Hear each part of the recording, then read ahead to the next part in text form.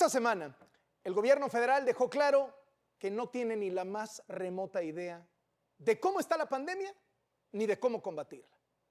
El presidente hace lo que quiere y los mexicanos ya no escuchamos a López-Gatell buscando respuestas, sino encontrando chistes. ¿Qué tal esto? Como símbolo de eficaz coordinación gubernamental.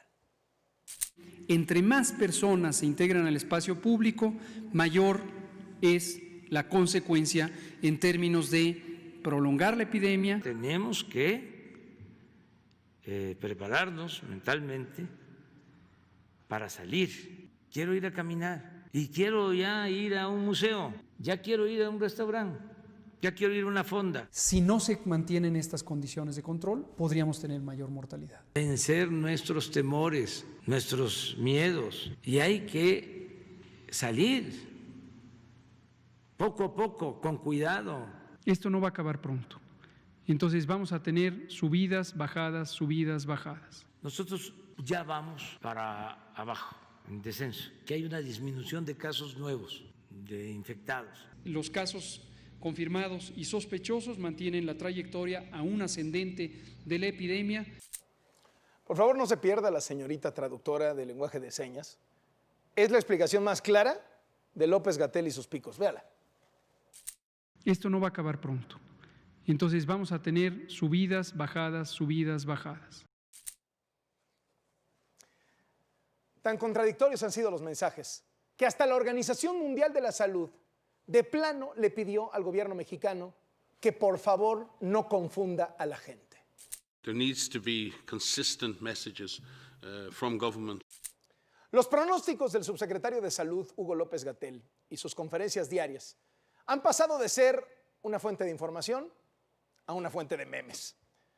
López-Gatell, explicando cuándo es el pico de la pandemia, ya es una chunga.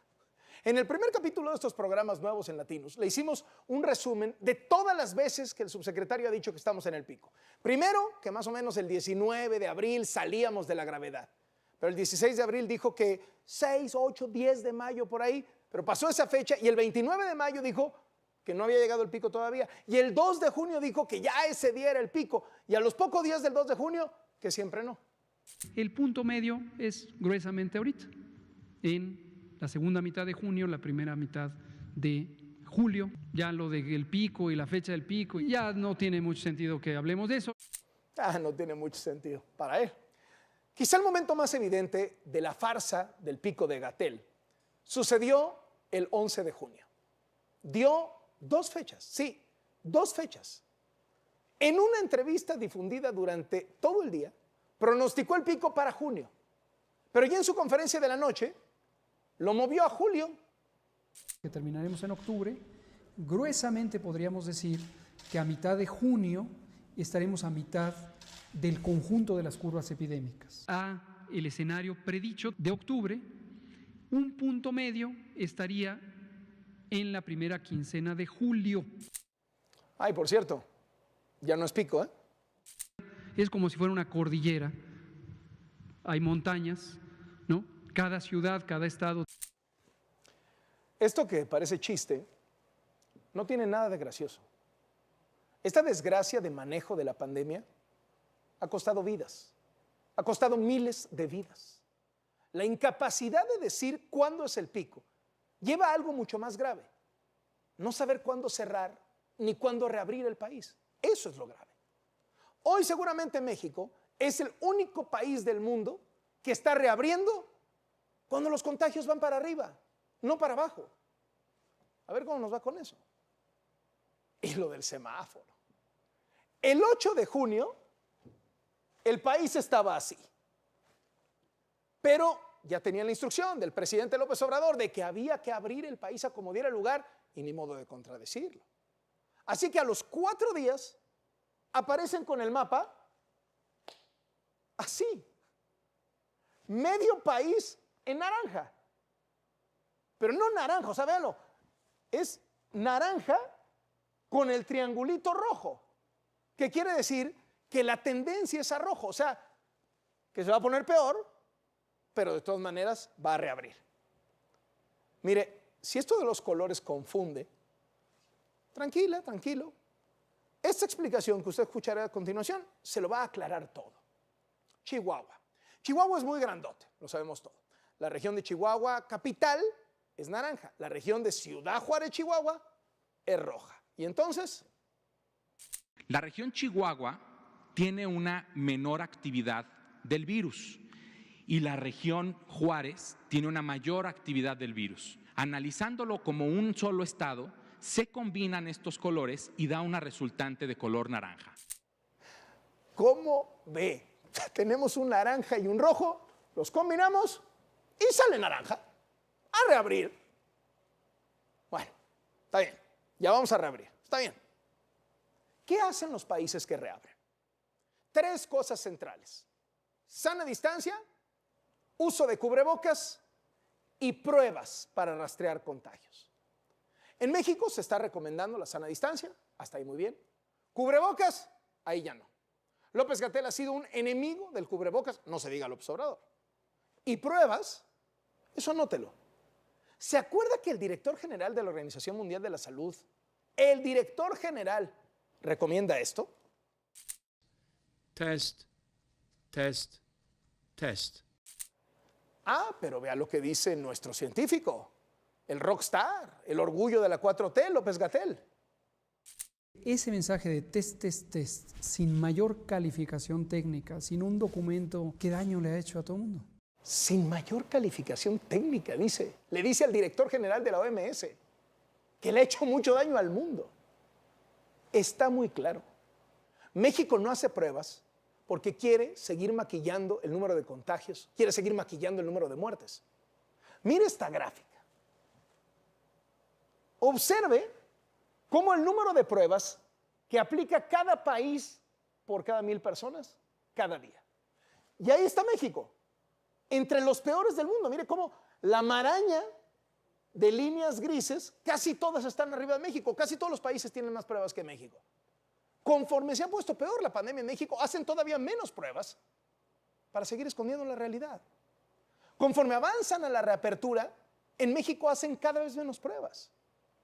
Vea cómo en junio empieza a caer la línea de México.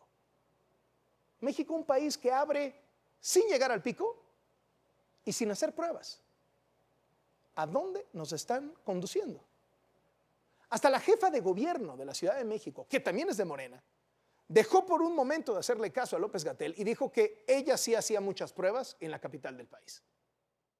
Vamos a realizar alrededor de 2,700 pruebas diarias en 117 centros de salud. No fue el primer desacuerdo entre Sheinbaum y Gatell. Ella, si quiere cubrebocas obligatorio, él dice que no. Él dice que se rebasó la predicción en la Ciudad de México, ella dice que no. La predicción, desde luego, quedó rebasada porque hay persistencia. Nosotros tenemos un modelo que hemos estado presentando en donde no se han rebasado las predicciones. ¿Qué ha hecho el gobierno de López Obrador frente a la pandemia? Cruzarse de brazos y dedicarse a contar los muertos y a contar los desempleados. El gobierno está reabriendo el país sin pruebas, sin saber cómo y dónde está el virus, y está reabriendo la economía sin un programa real de apoyo para trabajadores y para empresas. Lo bueno es que el presidente de México ya encontró la clave para ganarle al virus. Lo mejor es no enfermarnos. Ya sabe, ¿eh? Lo mejor es no enfermarnos. No se vaya usted a enfermar, ¿eh? Soy Carlos Loret de Mola. Esto es Latinos.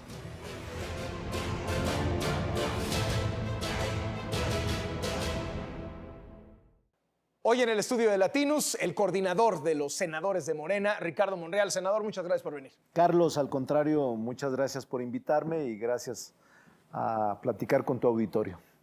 Hemos estado siguiendo muy de cerca las actividades del Senado. El otro día tuvieron a López-Gatell una larga y complicada comparecencia. Declaraciones interesantes al final. ¿Usted, Ricardo Monreal, le cree a las cifras de López-Gatell? Sí le creo. Hay mucha polémica en las cifras. Mucha gente piensa que es subestimado.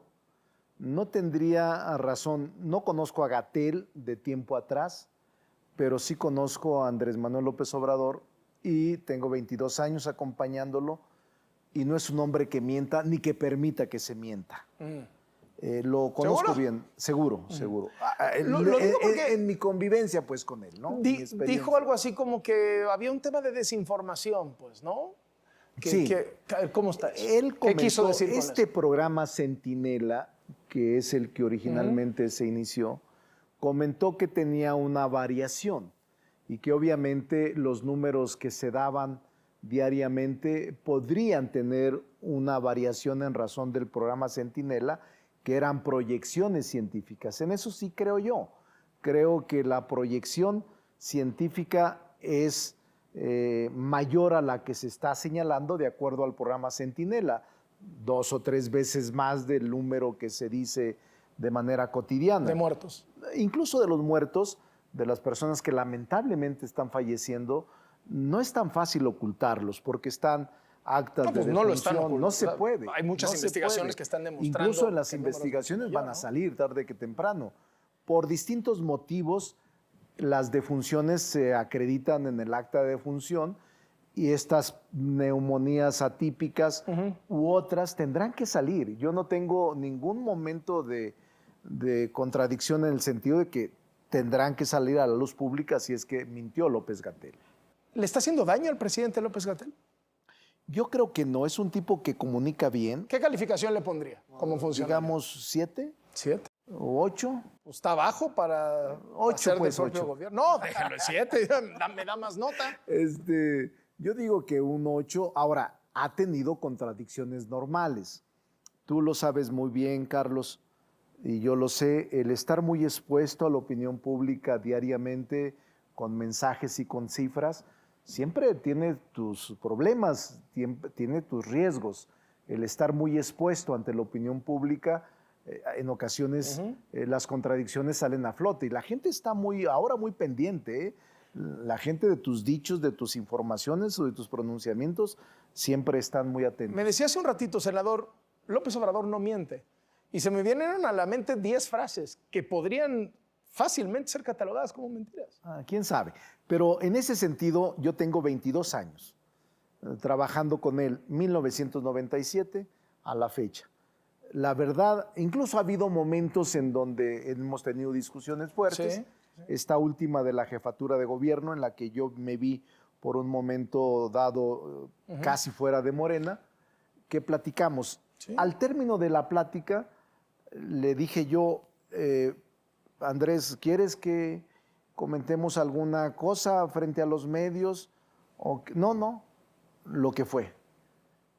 Porque habían dicho que íbamos en una camioneta, en un trayecto, platicando de tal lugar a tal lugar, que habíamos hablado tal. No es cierto. Y me dijo, no, lo que es nada más, Ricardo. Esta es la última vez. Y siempre que converso con él, que lo hago muy seguido, ahora con la agenda legislativa, con el periodo extraordinario, con los asuntos que están pasando con la pandemia, nunca hay el tema de habla de esto o hagamos esto. Nunca, conmigo al menos, Carlos, no tengo un La mañanera es motivo otra historia, ¿no? La mañanera es otra historia. Es otra cosa. A ver, la pandemia en términos humanitarios y en términos económicos, ¿puede acabar con el sexenio? O sea, ¿puede ser el Ayotzinapa de Peña Nieto, pero para López Obrador? Yo diría que la pandemia, nadie va a salir bien en el mundo. Personalidades políticas en distintas partes del mundo están siendo evaluadas. No va a salir bien López Obrador de México, la pandemia. digo, yo creo que Andrés Manuel está saliendo bien y tiene un piso enorme de simpatías. La popularidad ha estado Obviamente, sí, y la popularidad se desgasta en el ejercicio del poder. Llegas con 8 o 9%, 90%, y ese nivel de aceptación de lo que fue la elección al momento de ejercer el poder siempre tiene un proceso de reducción. ¿No les preocupa como figuras de Morena que en un año y medio el presidente, su principal activo, haya caído 20 puntos en promedio en las encuestas? 20 puntos en un año y medio. Mira, para serte franco, yo en este momento lo que me preocupa es que Andrés Manuel no esté en la boleta el próximo año. El año pasado que estuvo al frente, yo te diría que muchos de los que estamos en el ejercicio del poder, sí, en el 2018, estamos por él. La fuerza de Andrés Manuel al frente. El tsunami. Es impresionante. Fue impresionante. ¿Temen perder la mayoría en el Congreso? No creo. Si en este momento las encuestas te colocan en un nivel de mantener la mayoría, no con la fuerza que se tenía, pero conservar la mayoría en la Cámara, de las 15 gobernaturas se habla de 12, 3 que podrían perderse, y de casi los 4,000 puestos en disputa, que será la elección más competida, yo te diría un 60% Morena podría tener esas posiciones, no el 60% de votos. No, las posiciones. 60% de posiciones. Ahora, me admite que le preocupa que López Obrador no esté en la boleta. Sí, admito. ¿Por qué? Y lo digo con toda seriedad. En el 18 el presidente se ausenta totalmente del partido. El presidente de la República gana la elección y dice, pido licencia en Morena para retirarme. Y esa ausencia, Carlos, en cualquier parte del mundo, el líder natural de ese movimiento se ausenta y deja al partido solo, sin dirección, sin orientación, sin conducción. Ve lo que es el partido ahora. Yo sé que usted no es presidente del club de fans de Jacob Polewski, la exdirigente Pero nacional le de Morena. respeto. No, pero a lo que voy es, traen un desastre en Morena. De acuerdo. Yo te diría... Como dirían en redes sociales, se están peleando, ¿no? O sea, Mira, están todo el día sacándole trapitos de corrupción a Jacob Polewski. Trato de ser franco, no es afortunado lo que está pasando. Creo que eso, Carlos, incluso nos hace más daño que alguna declaración de un partido o incluso una nota principal de un medio importante, o a veces tus declaraciones que son contundentes, pero quizás nuestro problema interno sea más fuerte y tenga más impacto en la base de militantes y la base de simpatizantes. ¿Y los malos gobiernos emanados de Morena? También. O sea, un mal gobierno en un municipio, en un estado... Estoy viendo las popularidades de Cuitláhuac García en Veracruz, de Barbosa en Puebla. Sí. No es de Morena, pero es López Obradorista, llegó por la alianza Cuauhtémoc Blanco en Morelos, están vapuleadísimos. O sea, te digo también con franqueza, sí afecta. Un mal gobierno que Morena ganó con contundencia y que no ha habido resultados tangibles o no ha habido un proceso armónico en el estado, en el municipio, por supuesto que afecta, porque el voto se refrenda cada 3 años y así como te dio la gente, el voto te lo puede quitar. Yo creo que esta vez la gente está revisando con mucha claridad lo que va a ser en el proceso electoral del 2021. Y yo creo además que Morena tiene que esforzarse por llevar candidatos populares con una contundencia extraordinaria. No podrá, como en el 18, poner a cualquiera, ¿eh? En el 18 pusiste... Ya no va a haber efecto Andrés Manuel. No va a haber. Ese es el tema de fondo. Ahora, tienen un presidente cuya popularidad ha caído duro.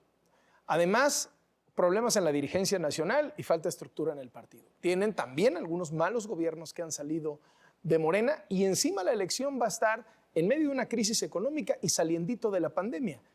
Bien. ¿Cómo no pensar que les puede ir mal? Yo te diría, a ver, en este momento, frente a la pandemia y frente a los intereses, la resistencia, el cambio de régimen, el discurso, las mañaneras, el presidente mantiene un nivel de aceptación, para mí, extraordinario. Ese es mi punto de vista. Es una muy buena popularidad Es una aceptación impresionante. Sin duda, sin duda. Frente a todo lo que le ha pasado. 2, una valoración que no va a perder el presidente es su honestidad. Es decir, podrán discutir si es bueno en el ejercicio de gobierno, si su estilo de gobernar es el correcto, si sus contradicciones que muchos sitúan en el discurso son buenas o malas, todo eso lo podrás ponderar. Pero una cosa sí comento, su actitud de trabajo, su perfil de hombre honesto, su visión de hombre de Estado no lo van a poder suprimir. Y eso ayudará en la valoración final. A mí me preocupa, Carlos, que el presidente se haya distanciado de Morena. Es decir, que haya dicho él, no me voy a meter a las decisiones de Morena. A mí me preocupa porque como jefe de Estado debió haber tenido un instrumento político de legitimación y de acompañamiento que no lo tiene. Me llama la atención que no presumen o no presume, senador, como uno de los activos los resultados de gobierno. Y lo entiendo, porque si nos vamos a inseguridad, estamos peor. Si nos vamos a economía, estamos peor.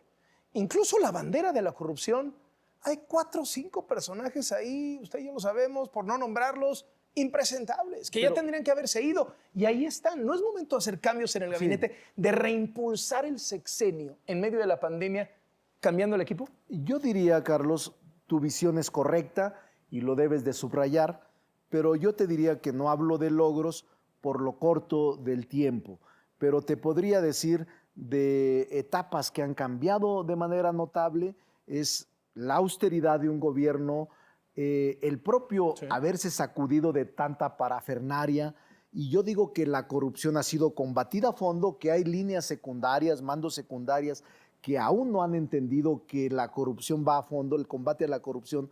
No conocen a Andrés Manuel.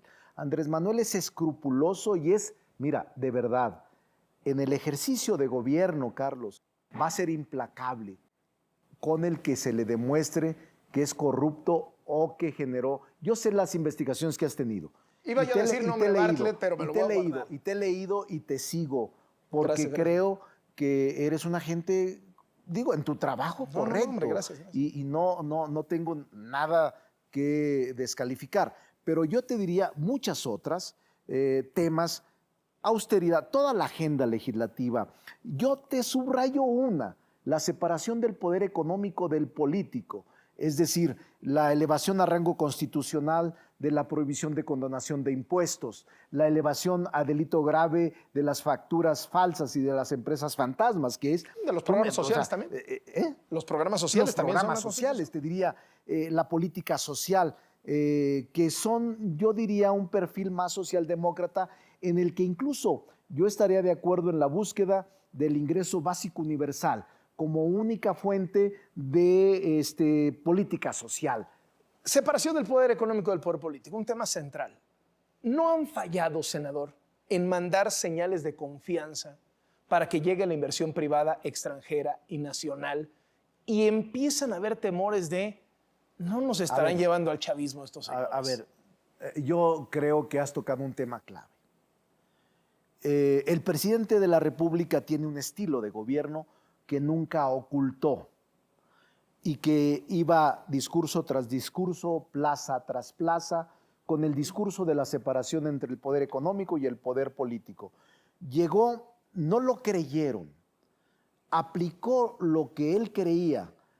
A mí no me agrada esta separación ni este escepticismo de un grupo económico importante que invierte, que genera empleos y que está apostándole al país.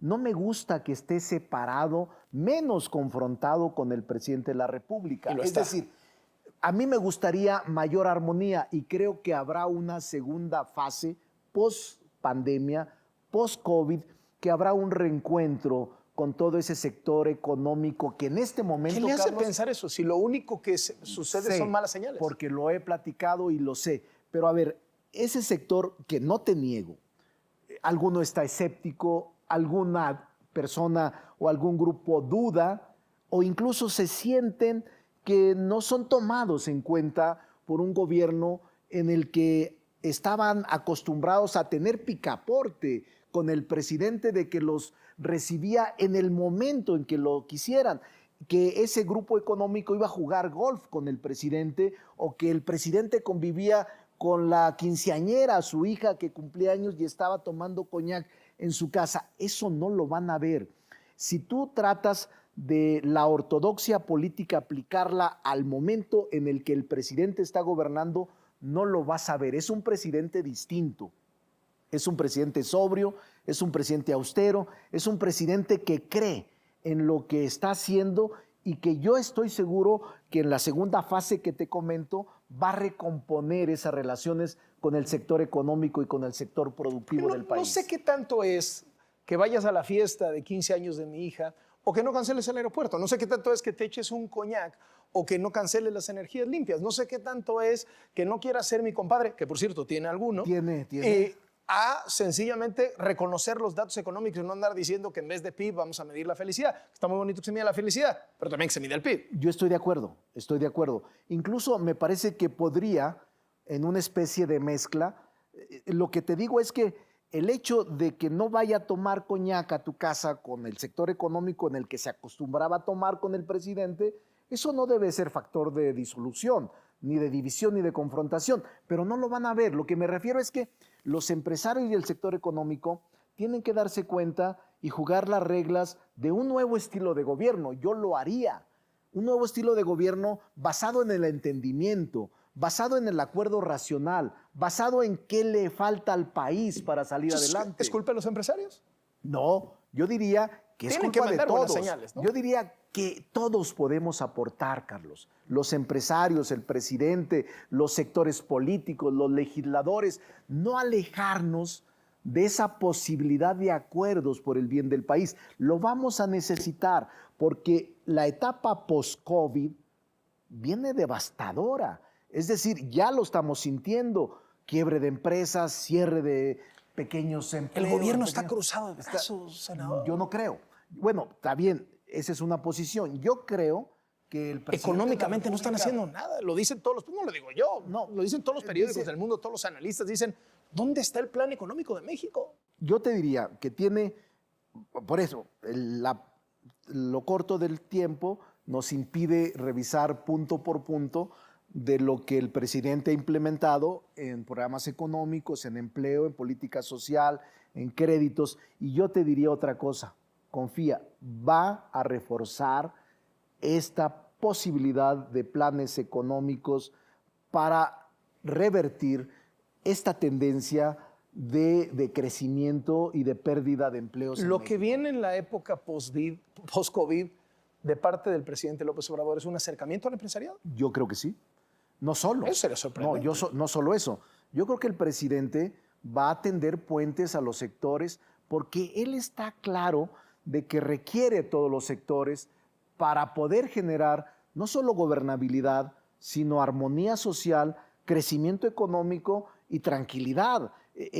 Un gobierno, conoce la historia el presidente, la conoce muy bien y sabe que la etapa de la reconciliación no puede esperar. Este presidente no reconcilia, es un presidente que polariza y esa es su estrategia electoral. Por eso, pero yo te diría que incluso la polarización que se da en cualquier gobierno, en cualquier persona, es temporal, no puede ser permanente. Y es en razón de una estrategia para que instale su estilo de gobierno. El presidente de la República está instalando un estilo de gobierno. Puede no gustar, puede no... La gente votó por él. Votó por él Y y tiene abrumador. legitimidad electoral y tiene legitimidad social. Y yo te diría incluso en la política social que él está muy metido en los sectores pobres, en los sectores más desposeídos, en los sectores de mayor vulnerabilidad. Yo creo que ahí no va a bajar de intención de aceptación, de beneplácito e incluso de votación, aunque no sea él el candidato. A mí me extraña, por eso lo digo con toda honestidad, ojalá y hubiésemos tenido en el pasado presidentes como Andrés Manuel para participar políticamente y electoralmente en las elecciones, pero el presidente se metía, Carlos, y se metía a acompañar a sus candidatos y a su partido con recursos públicos. Ahora no lo vas a ver. Vamos a ver. Bueno, vamos a verlo, pero hasta ahorita no lo has visto. Tan no lo has visto que por la ortodoxia... Hay un presidente en campaña mañana a mañana. Bueno, hay un presidente defendiéndose, hay un presidente replicando, hay un presidente que no se deja frente a los ataques y a la animosidad o a la animadversión Todos los social. presidentes los atacaban. Mira, yo... Y no salían 3 horas cada mañana. Estoy escribiendo un libro sobre Madero, que es una experiencia que no debemos olvidar. Madero fue el hombre más extraordinario en materia democrática, un hombre bueno, muy bueno, y fue comido por los intereses y fue defenestrado y fue ridiculizado por la prensa y por los sectores económicos porfiristas. Nunca se defendió. El hermano Gustavo le decía, están conspirando contra ti, te van a derrocar, te van a asesinar. El propio vicepresidente o Felipe Ángeles al final lo acompañaron. Madero dijo, no creía, o sea, nunca replicó, nunca debatió, nunca censuró a sus detractores, a todo, y ve lo que pasó, una triste experiencia, la escena trágica. Andrés lo que dice es, no me voy a dejar, voy a replicar cuando se trate de asuntos incorrectos, inexactos, falsos, y es lo que está haciendo. Desde su punto de vista. Es lo que está haciendo, pero me parece que es lo que le quedaba hacer. Desde mi punto de vista, por eso yo entiendo que la fase segunda, la primera, instalar un estilo de gobierno por el que la gente luchó. El segundo estilo, la segunda fase de este estilo, para mí, es el de la reconciliación. ¿Pero eso es lo que desea Ricardo Monreal? No. ¿O lo que Ricardo Monreal sabe que va por ahí el tiro? No quiero pecar, ni tampoco quiero generar alguna información indebida, pero tengo yo claridad de que así va a ser.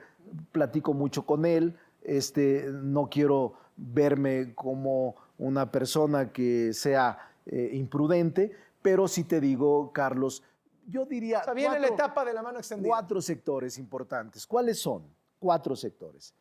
Económico, empresarios. Sí, sí. Segundo, medios de comunicación. Tercero, asociaciones religiosas, iglesias. Y cuarto, grupos sociales y políticos. O sea, el hecho de que el presidente vaya a decir pronto, no me voy a meter a la elección, ni voy a permitir que se metan a la elección, como jefe de Estado, no soy INE, pero soy jefe de Estado, que voy a dar todas las facilidades a la Fiscalía de Delitos Electorales, al INE y a todos los órganos electorales para que no haya trampa electoral, no haya compra de votos, no haya financiamiento ilegal, no haya desigualdad en las contiendas, sino que cada partido gane en razón de lo que la ciudadanía opine. Y creo que en esas condiciones, Carlos, a mí me hubiera gustado, que he sido 7 veces candidato o 7 veces ganado, pero me hubiera gustado tener esas condiciones de competencia electoral que te aseguro lo va a cumplir Andrés Manuel López Obrador. Ricardo Monreal, el coordinador de Morena en el Senado.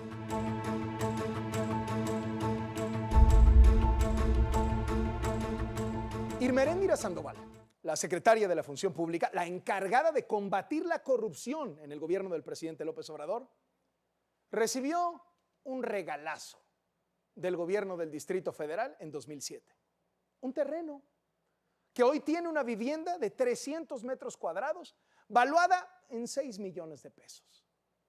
La secretaria de la Función Pública y su pareja, el investigador John Ackerman, tienen un patrimonio inmobiliario de 6 casas. De las 6, 5 las compraron en tan solo 9 años. De contado, mientras se desempeñaban como académicos de la UNAM. El regalazo para Irmeréndira, un trabajo de Mario Gutiérrez Vega.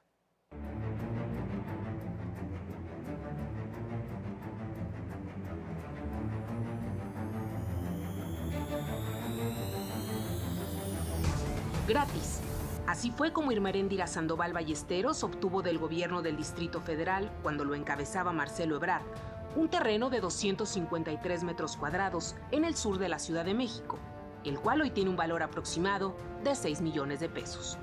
Esta es una de las 6 propiedades que forman parte del patrimonio inmobiliario de la Secretaría de la Función Pública y que ronda los 60 millones de pesos en valor de mercado, una cantidad 5 veces superior a la que reportó en su declaración de bienes inmuebles como integrante del gabinete del presidente Andrés Manuel López Obrador. Sus departamentos y casas se encuentran en zonas de alta plusvalía de la Ciudad de México y en Tepoztlán, Morelos. De acuerdo con la secretaria de la Función Pública, 5 de sus 6 viviendas fueron adquiridas de contado. La única que obtuvo a través de una cesión, es decir, regalada, es la que le entregó la administración de Ebrard, hoy secretario de Relaciones Exteriores. En agosto de 2007 quedó asentada la transmisión del predio ante el Registro Público de la Propiedad de la Ciudad de México. Ahí se detalla que la Dirección General de Regularización Territorial le cedió a Irmeréndira Sandoval un predio de 253 metros cuadrados en Santo Domingo de los Reyes, hoy Colonia Pedregal de Santo Domingo, en Coyoacán. El gobierno del Distrito Federal no recibió ni un peso a cambio de la cesión, y hasta le perdonó el pago de derechos por la inscripción de la propiedad. Esta transferencia ocurrió a décadas de que el entonces Departamento del Distrito Federal iniciara la regularización de una serie de terrenos comunales al sur de la ciudad, que fueron invadidos de forma violenta a partir de 1971.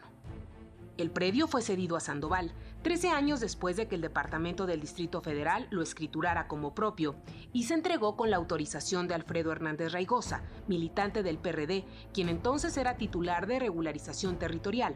Hoy, Hernández Raigosa es parte de Morena y trabaja en el gobierno de Claudia Sheinbaum.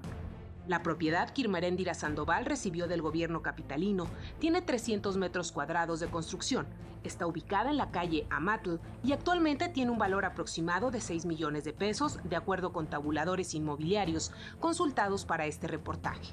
Sobre esta propiedad, la titular de la Función Pública solo ha transparentado lo que le costó el protocolo de la escritura, pero no su valor actual ni el que tenía en 2007. Cuando recibió el predio, Sandoval era coordinadora del Laboratorio de Documentación y Análisis de la Corrupción y la Transparencia de la UNAM, y su esposo, John Ackerman, trabajaba en el Instituto de Investigaciones Jurídicas. Ambos eran ya visibles seguidores de López Obrador. En 9 años se hicieron de 6 propiedades con el salario de académicos. En su declaración patrimonial, la encargada de combatir la corrupción en este sexenio asegura que entre 2004 y 2013 adquirió en copropiedad con su esposo 6 inmuebles que en conjunto suman 9.255.000 pesos. Sin embargo, los tabuladores de precios por metro cuadrado en las zonas donde se ubican sus bienes arrojan otros números. La información que ofrece la funcionaria omite datos actualizados, lo que impide conocer el valor real de las viviendas. Sandoval se escuda en la Ley General de Responsabilidades Administrativas para reportar el valor de 3 casas y 2 departamentos con los precios de adquisición, que en este caso aparecen en los registros públicos de la propiedad de la Ciudad de México y de Morelos. En 2007, cuando recibieron de regalo del gobierno de la Ciudad de México el predio del Pedregal de Santo Domingo, el matrimonio Sandoval-Ackerman ya tenía una casa también en la delegación Coyoacán, la cual le sigue perteneciendo. De acuerdo con documentos del Registro Público de la Propiedad de la Ciudad de México, en mayo de 2004 el matrimonio pagó 4 millones de pesos por esta casa, con una extensión de 480 metros cuadrados y 461 metros cuadrados de construcción, ubicada en la calle Viena, en la colonia del Carmen. La adquisición ocurrió cuando ambos tenían 30 años y Sandoval llevaba apenas 4 meses trabajando como investigadora titular de la UNAM, según consta en su declaración patrimonial. La compra ha sido una buena inversión. Hoy, una finca de esas dimensiones en esta zona de Coyoacán vale unos 20 millones de pesos, de acuerdo con tabuladores de precios de vivienda. En esos años, el sueldo de un investigador de tiempo completo titular C en la UNAM, el más alto del escalafón, era de 28,000 pesos mensuales. Fue un periodo económico difícil para la plantilla de investigadores y docentes universitarios. Un tabulador de salarios del personal académico elaborado por el Seminario de Educación Superior de la UNAM revela que entre 2005 y 2009 los aumentos anuales eran de apenas unos cientos de pesos y que en esos 4 años el incremento total no llegó ni al 5%. Los bajos sueldos para investigadores y profesores universitarios no impactaron en la pareja, porque el matrimonio de Irma Eréndira Sandoval y John Ackerman siguió creciendo. En 2009 adquirieron en copropiedad un tercer inmueble, un departamento de 126 metros cuadrados en la Cerrada de Félix Cuevas, en la colonia Tlacoquemecatl, en la delegación Benito Juárez. Por él pagaron de contado 1,060,000 pesos. El dueño anterior del departamento era Pablo Amílcar Sandoval Ballesteros, hermano de la secretaria de la Función Pública y actual superdelegado del gobierno federal en Guerrero, que había comprado la propiedad en 2005 por 646,000 pesos, de acuerdo con la inscripción del traspaso ante el Registro Público de la Propiedad de la Ciudad de México. Actualmente, con un precio promedio de 40,000 pesos por metro cuadrado en esta colonia, la propiedad tiene un valor aproximado de 5 millones de pesos, 5 veces más. El mismo 2009, la pareja se hizo de una cuarta propiedad. La declaración patrimonial de la titular de la Función Pública detalla que en mayo compró también de contado un departamento de 66 metros cuadrados por 570,000 pesos. En 2010, Sandoval acababa de publicar el libro Corrupción y Transparencia, debatiendo las fronteras entre Estado, Mercado y Sociedad, y apenas unos meses antes se había incorporado como profesora del Centro de Estudios de Administración Pública de la UNAM. Ackerman seguía como académico del Instituto de Investigaciones Jurídicas y era columnista del diario La Jornada. Ese año se hicieron de una quinta propiedad, un departamento de 151 metros cuadrados en la colonia San José Insurgentes, también en la Ciudad de México, por el que pagaron 1.615.000 pesos de contado. La operación de compraventa fue validada por el notario Jorge Antonio Sánchez Cordero Dávila, hermano de la actual secretaria de Gobernación, Olga Sánchez Cordero. 10 años después, el departamento en la colonia San José Insurgentes vale unos 6.5 millones de pesos si se considera el costo promedio del metro cuadrado en 43,000 pesos, como lo tasan las inmobiliarias que hacen compraventas en la zona. Para 2013, los sueldos de los investigadores de la UNAM aún no tenían una significativa mejora, pero Sandoval ya era investigadora PRI-D y miembro del Sistema Nacional de Investigadores. Además, había sido profesora invitada en el Departamento de Gobierno de la American University en Washington e investigadora afiliada en la Universidad de Harvard. Ese año, Sandoval y su esposo compraron una sexta propiedad, la Quinta Las Bugambilias, una casa de descanso en la colonia San José en Tepoztlán. Según consta en los archivos del Instituto de Servicios Catastrales del Estado de Morelos, el matrimonio pagó al contado 2 millones de pesos por esta residencia de 2,000 metros cuadrados de terreno y 441 metros cuadrados de construcción. La finca, que cuenta con amplios jardines y alberca, tiene hoy un valor comercial de 22 millones de pesos de acuerdo con corredores inmobiliarios consultados. Y ella es la incorruptible. Nos vemos la próxima semana.